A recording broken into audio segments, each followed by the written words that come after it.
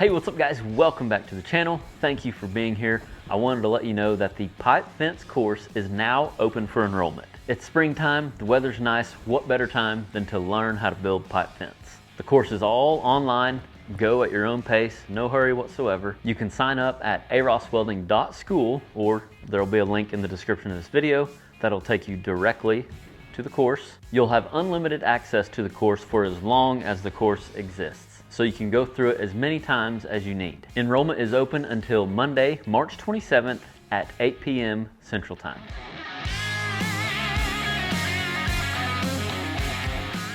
Whew. Oh man, this is what I get to do though whenever I don't have a piece of equipment yet. It's good for us though, right? The only reason it's good for us is because it makes us think, makes us strategize, forces us to tap into that creative mindset. That mindset of, what did Leo say one time to me? I built them rollers and he said, can't keep a hungry man down. In other words, determined, you know. Can't afford a piece of equipment, you just get creative and you make it happen. You build yourself a lifting apparatus with your welding skills. You roll pipe, you know. There's a whole nother side to this, which is you can get creative in thinking of ways to get a hold of a piece of equipment also. You know, you don't have to use your creativeness to wear your back out like I'm doing. You can use your creativeness and your social skills to make deals with people that do have equipment and whatnot. Just some stuff to think about. But see, the handy part about doing this, breaking my back or whatever, doing so much physical labor, is I don't need a gym membership. So it's a win-win. I'm getting exercise, I'm building the entrance, doing welding projects. It's just a win-win. Win-win.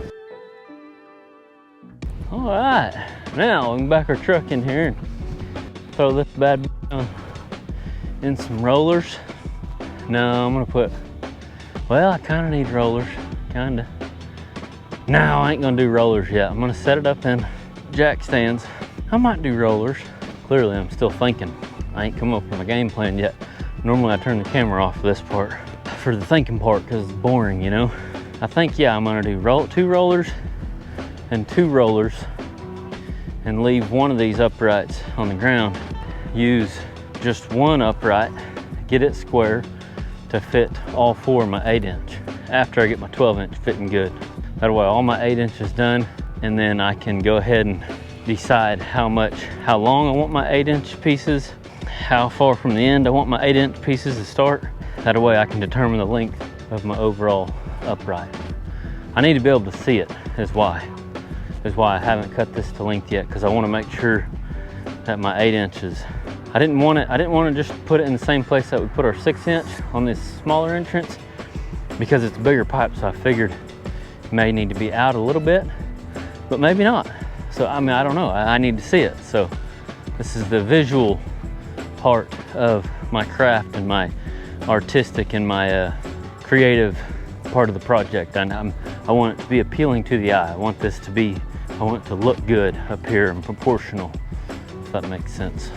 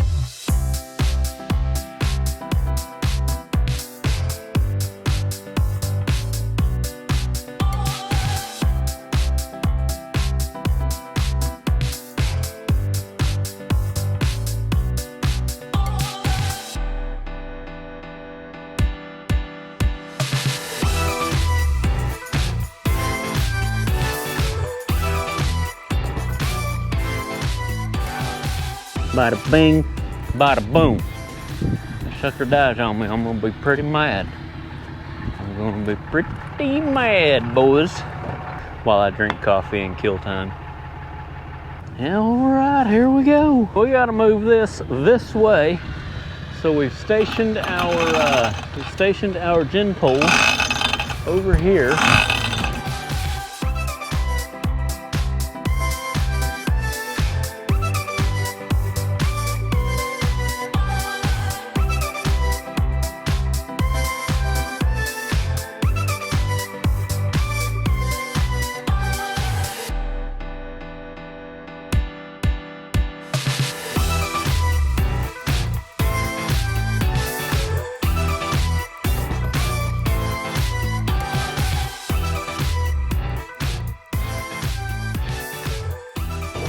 Breaker 19, radio check. Radio check. Radio, what up, Kev? What up, my dude? What up, dude? What up, my man? Yeah, let me see here.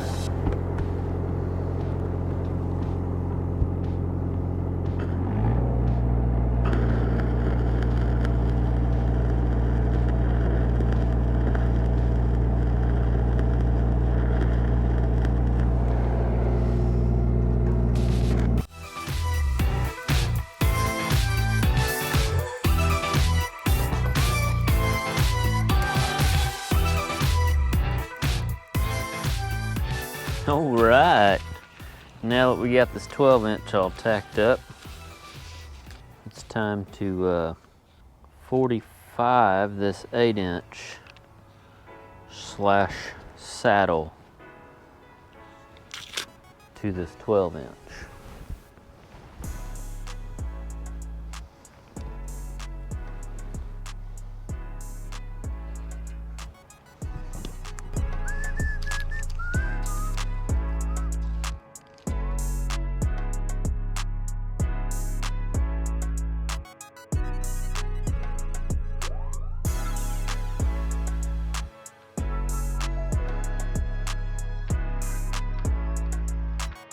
If you've been following for a while, you've seen this done, but it's always good to check back in, because around here we're constantly learning and constantly doing things slightly different.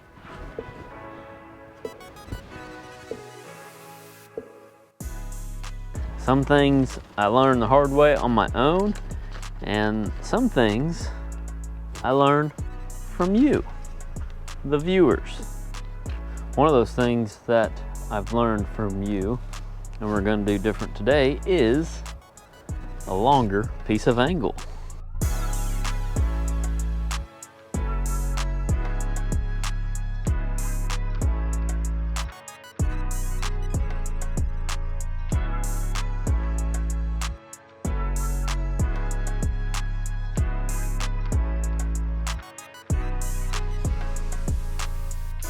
Put our wraparound, make a straight mark, and I actually do have a template now, one of them red saddle templates for 8-inch, so I could be using it, but it's way over there in my shop, and got this handy dandy pipe wrap right here, so I reckon I'll just use it.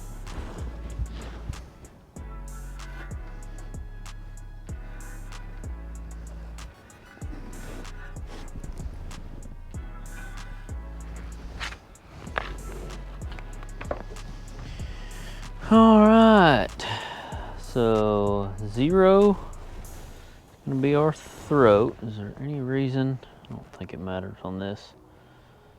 0, 1, 2, 3, 4.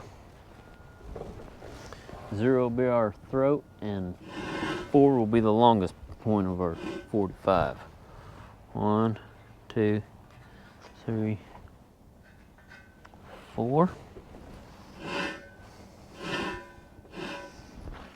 1, 2, 3. 4 is already marked. So in this blue book, it's got like a grid column situation. In other words, you got 8-inch here, and you look up here at this top column, you got 12 inch, and wherever they intersect is the numbers you're going to use. So at a glance, I can do one of two things. Well, you can do a number of things probably, but a lot of times I'll take and I'll write these numbers right here on my fab table. That way I don't glance over at my book and accidentally look at the wrong number. But in this case, I'm going to use this handy dandy book dart. I just got these in the arosswelding store this last holiday season. You all seem to be liking them. So anyway, I'm going to use it to just, now I can glance over here and right between my book darts. I know that's my numbers. And over here is 1, 2, 3, 4. So the top one's 1, it's 2 1/8. So I'll come over here to my 1 column right here and measure from my reference line over 2 1/8. Burning several inches just so I can be a little more accurate versus doing this number. 2 1/8. 1, 2 1/8.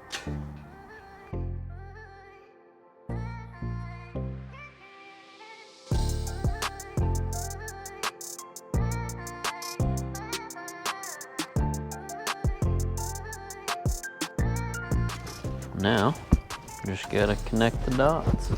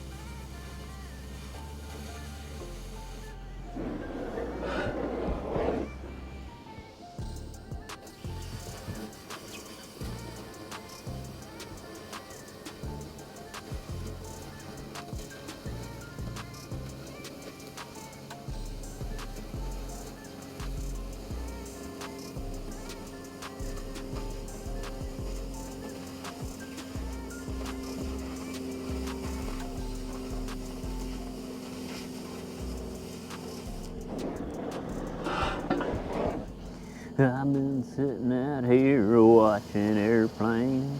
Y'all hear that airplane? I love airplanes. Take off and fly.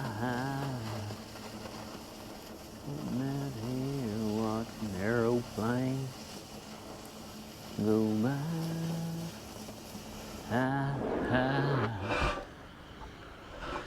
I've been sitting out here watching airplanes take off and fly. What a depressing song.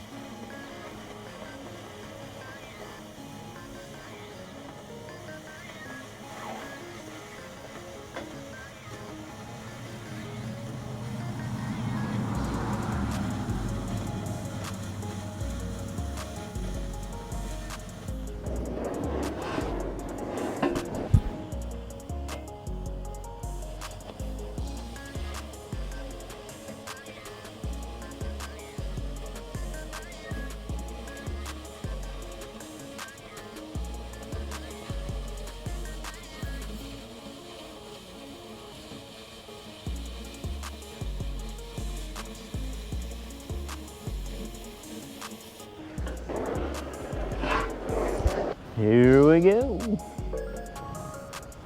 We're getting closer.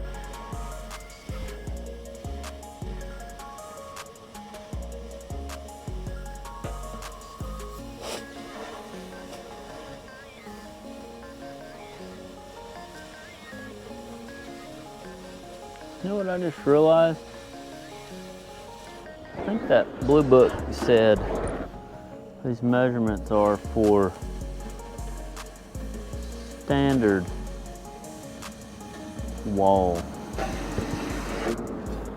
And standard wall is 375, and this is quarter wall, which makes me realize on those two entrances that we've done before, the 6-inch we were using was quarter wall or less, like 3/16 maybe. And maybe that's why I had to do so much grinding on it. Learn something every day, see?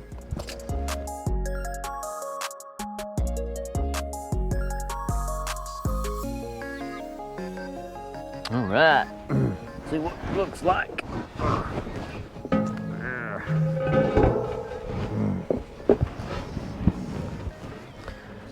Same thing as the 6-inch.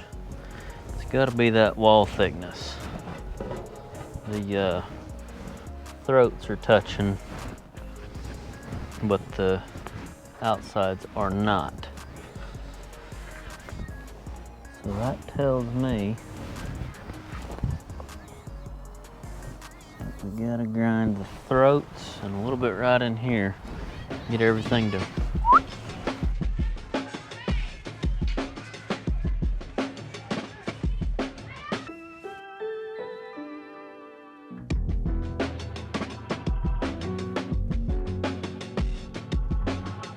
All right, I done decided, I done sat it up there, and I believe it's a little too long, so I'm gonna trim yay much off of it. That way there's more hangover between the bottom of my 45 on our top horizontal 12-inch to the start of this right here. I'm gonna have about 8 inches right there. I just think I think it looks better with quite a bit of that sticking out there at the end. Because the way I had it before, there wasn't but, I don't know, 4 inches or something. So I already got her laid out, ready to cut. Nice thing about these lines, since we had a longer piece of angle, I was able to use them same lines. And so it's still lined up with this cut. And I just made a new reference mark, pulled my measurements from my reference mark, and we're ready to rock and roll.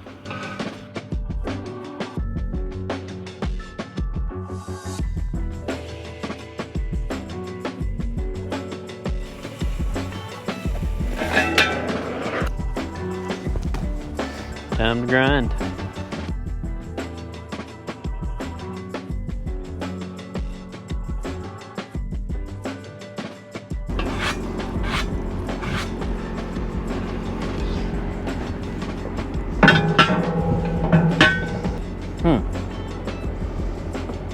Hootin' tootin', Fort Nougat.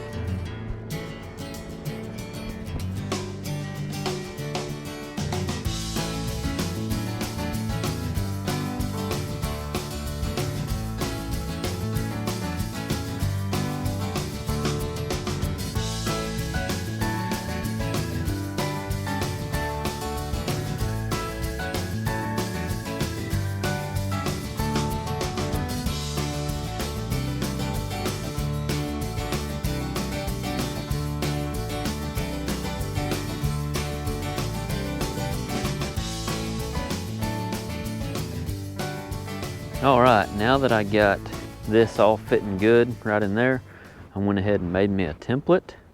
If you're curious how I made this template, we'll try to link a video in the description of this video of previous projects. But the only difference is this is 8-inch, and in the previous projects, this was 6-inch, but I've done the same thing. I made a little template. So if you're curious about how I made the template, we'll try to link that video down in the description. As you can see here, I had to tape this because that's where it overlapped, and this is the way this had to be rolled, because this is an old 12-inch branch template that I've had forever. Same thing we used right there. but it's an old one that I've had for a long time, and it had already been cut up for previous templates. So anyway, the way I had to roll it to get it to cover this whole situation, my overlap was over here, and anytime I'm making a template, I want my overlap, or I want where my template meets to be right in the throat. That way you make sure your saddles are rolled the correct way. Anyway, next is I got to get some more 8-inch pipe over here, either over here or over at my shop, because I could do all this in the shop, but for some reason I like working over here. I think because it makes me feel like I'm like, I don't know, like out on a job, like mobile. It's enough away from the shop. It's a little drive over here, and I think I stay a little more motivated over here is what I'm getting at, versus over there I get distracted with other things that I feel like I need to do. Anyway, there's some 8-inch pipe over there in that rack. There's a little bit over there, so I'm not sure if I'll have enough. Hopefully I'll have enough of this bare stuff, because the stuff down there is coated like this entrance down here, and so I'd rather work with this bare stuff if I could. So anyway, got to set up some pipe and just cut out 3 more of these.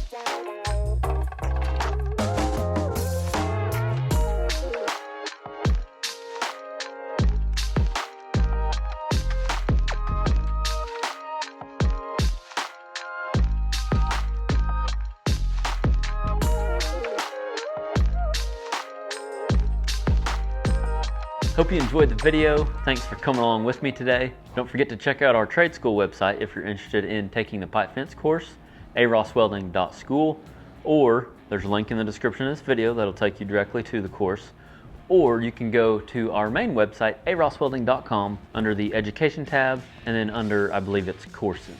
Several options to find the pipe fence course. If you have any questions, text me at 405-643-7176. Hope you have an awesome weekend. We'll see you next Friday, and remember, learn something every day.